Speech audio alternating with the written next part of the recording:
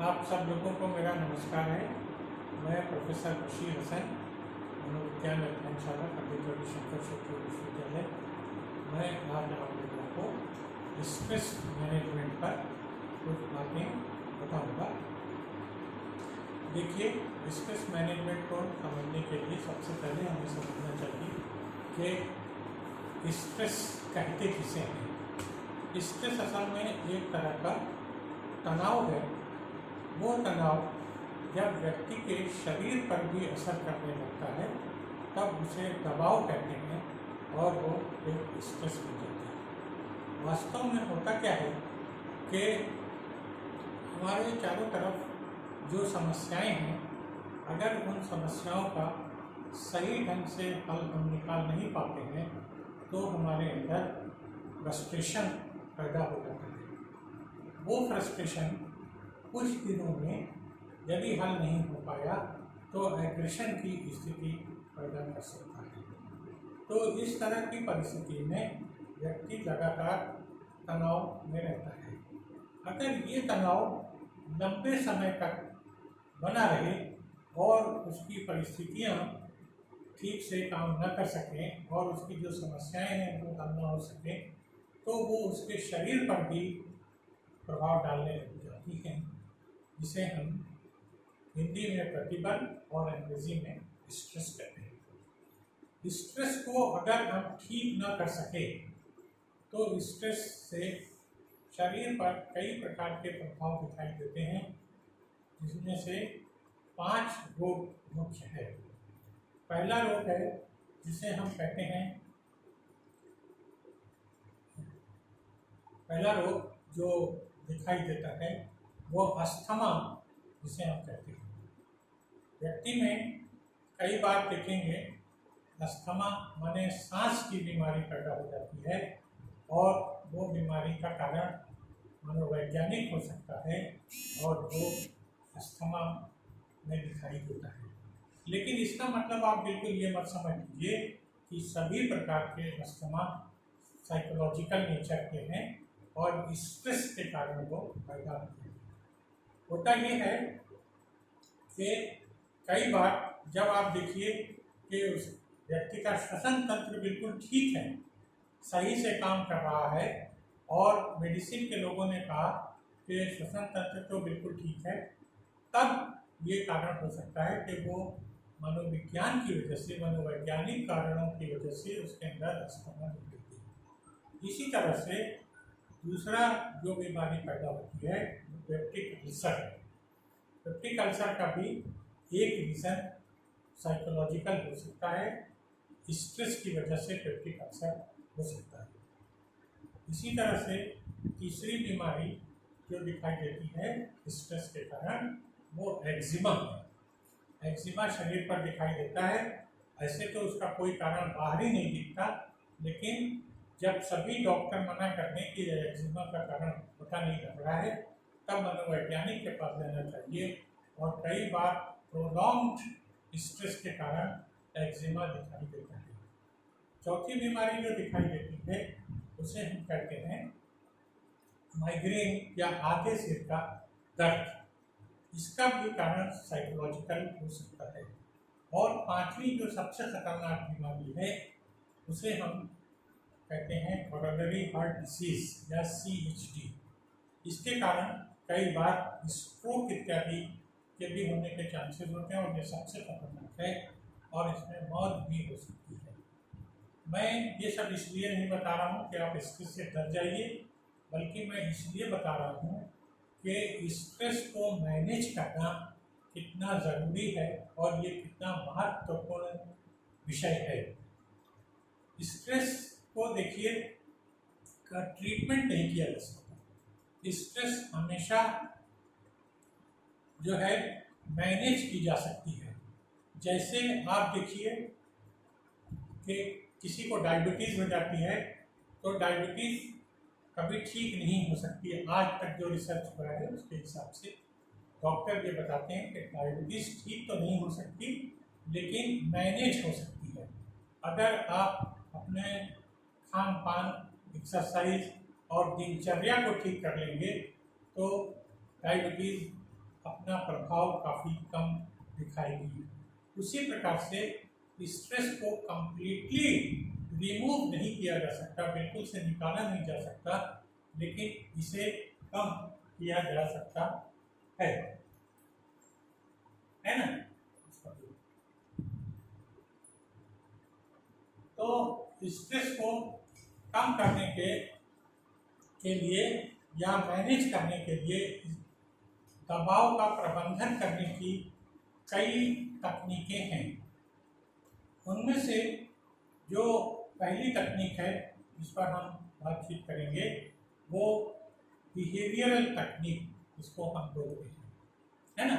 अगर आप इंटरनेट में जाएंगे तो आपको बहुत सी प्रकार की तकनीकें दिखाई देंगी, लेकिन वो सब कोई मनोवैज्ञानिक तकनीक नहीं है।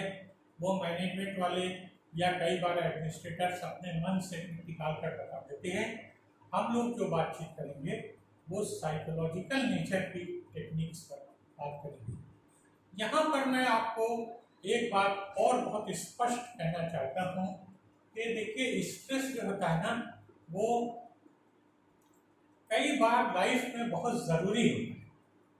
अगर स्ट्रेस ना हो तो सोचिए हमारी ज़िंदगी कैसी होगी। स्ट्रेस में बराबर हम कोई काम नहीं कर पाएंगे। तो थोड़ा बहुत स्ट्रेस हमारी ज़िंदगी के लिए जरूरी है। जब ये बहुत ज़्यादा हो जाता है, इसकी मात्रा अधिक बढ़ जाती है, तभी ये नुकसान करता है। तो वो स्ट्रेस जो हमको काम पर लगाता है, जो हमें मोटिवेट करता है, जिसके कारण हमारा प्रोडक्शन बढ़ जाता है, हमारी एफिकेसी बढ़ जाती है, उस स्ट्रेस को यू स्ट्रेस कहते हैं। और वो स्ट्रेस जिसके कारण हमको तकलीफ बढ़ जाती है, उसको हम डिस्ट्रेस कहते हैं, है ना। इसका ध्यान में रखिएगा। तो इस डिस्ट्रेस और यू स्ट्रेस के बीच में स्ट्रेस है, ठीक है। तो ये एक बहुत, इसको कैसे कंट्रोल किया जाए, इसमें जो पहली टेक्निक जिस पर हम बातचीत करेंगे वो बिहेवियरिस्टिक टेक्निक है। बिहेवियरिस्टिक टेक्निक में देखिए बिहेवियरिज्म क्या कहता है। बिहेवियरिज्म कहता है कि स्ट्रेस तभी होता है जब हमें या तो प्रॉपर लर्निंग ना हो और यदि या तो फॉल्टी लर्निंग। किसी परिस्थिति में क्या व्यवहार किया जाए, यदि हम उसको जानते नहीं हैं, ऑल टुगेदर हमको उसकी लर्निंग नहीं है, और यदि लर्निंग है तो वो फॉल्टी लर्निंग है, तो उसके कारण हमें दबाव महसूस होने लगेगा और कंटिन्यूअस अगर ये चलेगा तो नुकसान करेगा। जैसे मैं फॉर एग्जाम्पल देता हूँ, एक टीचर क्लास में जाता है, एक टीचर क्लास में जाता है और वो पढ़ा नहीं पाता, उसका अपने सब्जेक्ट पर कमांड नहीं है, तो जब वो ठीक से पढ़ा नहीं पाएगा तो वो स्ट्रेस में रहेगा, दबाव में रहेगा। उसी तरह से यदि वो पढ़ाता भी है और फॉल्टी पढ़ाता है, गलत इंफॉर्मेशन छात्रों को देता है, तो उसी क्लास में कुछ अच्छे लड़के होंगे जो उसको पकड़ लेंगे और नतीजा क्या होगा, वो स्ट्रेस में रहेगा।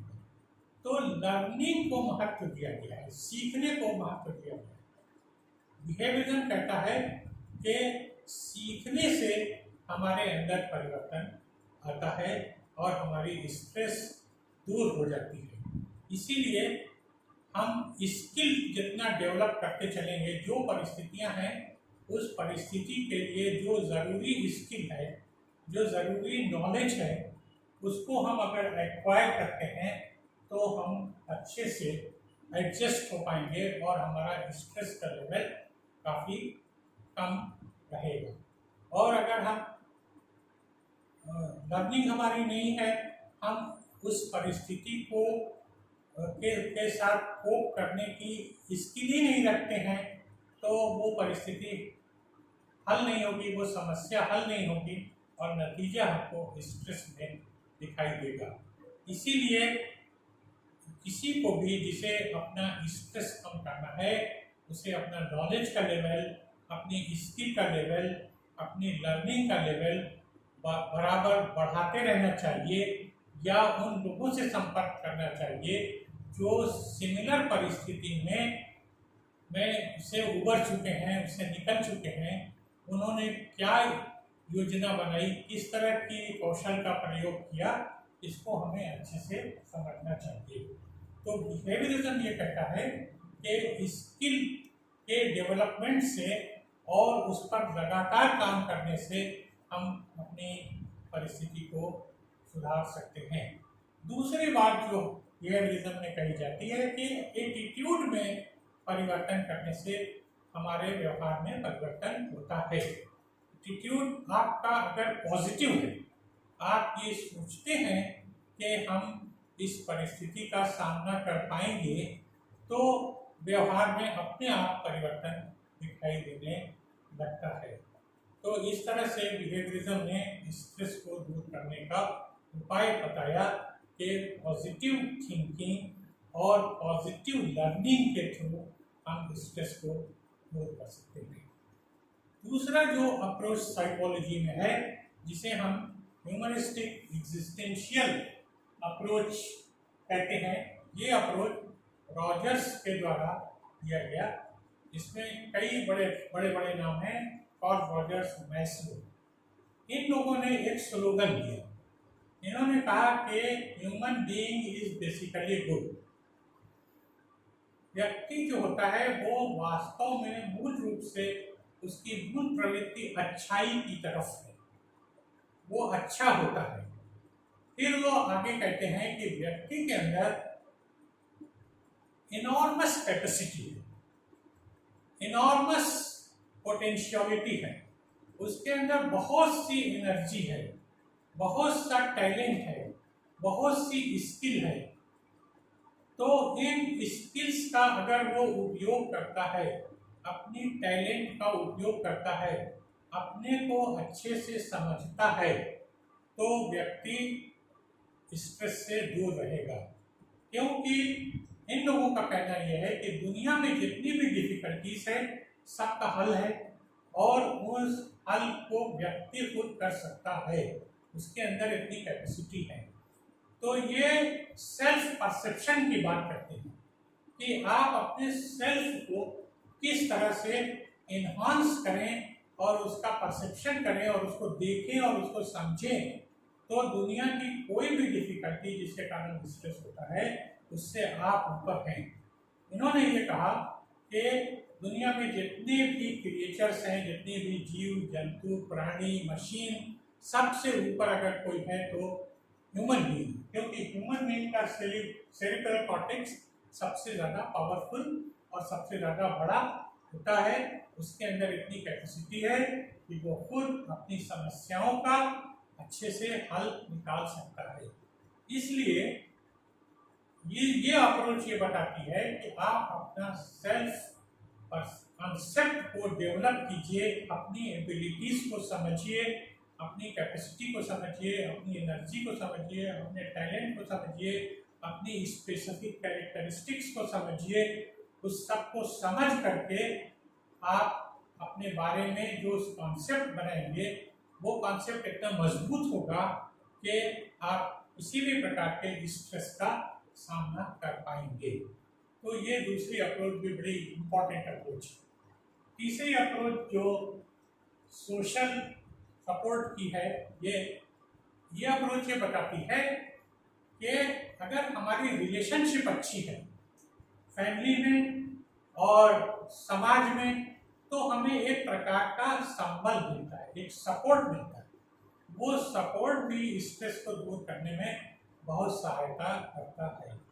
जैसे अगर हम पॉजिटिव अप्रोच रखते हैं अपने फैमिली के मेंबर्स के बारे में, उनसे अच्छा कम्युनिकेशन करते हैं, उनसे अच्छी रिलेशनशिप रखते हैं, अच्छे संस्कार रखते हैं, अच्छे तरीके से मिलते जुलते हैं, हम उनको अच्छे से समझते हैं, वो हमको अच्छे से समझते हैं, हमारा उन पर विश्वास है, उनका मेरे ऊपर विश्वास है, ट्रस्टवर्दीनेस है, तो उसके कारण हमें किसी भी स्ट्रेसफुल कंडीशन में जो सोशल और फैमिलियल सपोर्ट मिलता है, वो सपोर्ट भी स्ट्रेस को काफ़ी दूर कर देता है।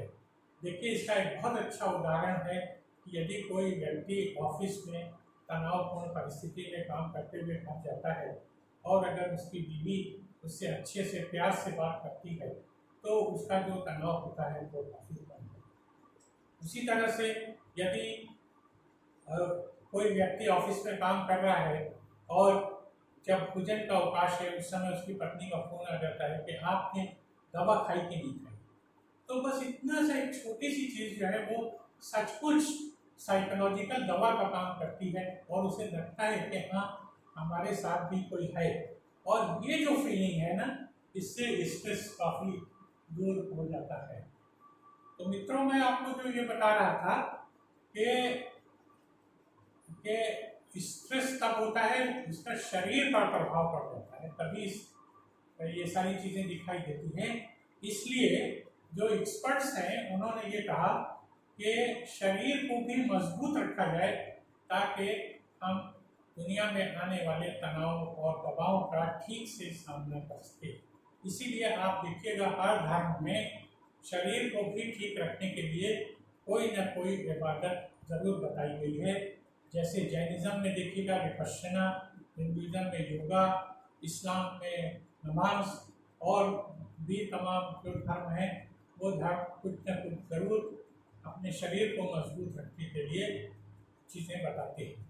तो अगर हम शरीर को मजबूत रखें उसके लिए आधा घंटा कम से कम रोज़ निकालें, कोई ना कोई एक्सरसाइज जैसे एरोबिक एक्सरसाइज या योगा या मेडिटेशन या विपश्यना या साइकिल चलाना या ब्रिस्क वॉकिंग, इस तरह का अगर हम अपने रोज़ाना की दिनचर्या में शामिल करें तो हमारा शरीर जब अच्छा रहेगा तो हमारा मन अच्छा रहेगा और हम अपने चारों तरफ जो दबावपूर्ण परिस्थिति है उसका सामना कर पाएंगे। तो ये कुछ छोटी छोटी बातें हैं, जैसे स्किल का डेवलपमेंट, आप सेल्फ परसेप्शन अपना अच्छा करें और उसके अलावा एक्सरसाइज करें और सोशल सपोर्ट अच्छा रखें। एक बात मैं और कहना चाहता हूँ कि एक अच्छा दोस्त जो होता है ना वो भी स्ट्रेस को काफ़ी कम कर देता है, क्योंकि हर इंसान के अंदर एक नीड होती है कि वो अपनी बात को किसी से शेयर करे, और अगर अच्छा दोस्त है ना तो वो आपसे डिस्कस कर सकते हैं, तो कई बार आपको नई स्किल भी मिल जाएगी और उससे आपका स्ट्रेस काफ़ी कम भी हो जाएगा। लेकिन दोस्त कौन होता है इसको अच्छी तरह समझ लेना चाहिए। तो आप देखेंगे अगर तो ये पता लगेगा, हमारे पहले के लोगों ने बताया है कि ए friend in need is friend in need. तो सभी लोगों से जिससे भी हमारी सलाम दुआ हो जाए वो सब दोस्त नहीं होते, वो फैमिलियर हो सकते हैं, लेकिन दोस्त वही है जो आपको मुसीबत के समय में साथ दे, और ऐसा एक दोस्त जो है ज़रूर बनाकर रखना चाहिए। देखिए अगर हम अपना परसेप्शन चेंज करें डिफ़िकल्टीज़ के बारे में तो भी हमारा स्ट्रेस काफ़ी कम हो जाता है। क्योंकि आप देखिए डिफ़िकल्टी आती क्यों है? डिफ़िकल्टी आती है हमको ऊंचा उठाने के लिए, क्योंकि जब डिफ़िकल्टी आती है तो हम कुछ नया सीखते हैं जिससे कि हम उस डिफ़िकल्टी का सामना कर पाएँ। तो जब हम कुछ नया सीख लेते हैं तो हम एक नए आदमी बन जाते हैं, हम पहले से हमारे अंदर फ़र्क आ जाता है। तो डिफ़िकल्टीज़ को देखने का नज़रिया अगर हम बदल दें तो स्ट्रेस में काफ़ी फ़र्क दिखाई देने लगता है ना। ये कुछ छोटी छोटी बातें मैंने आपको बताई।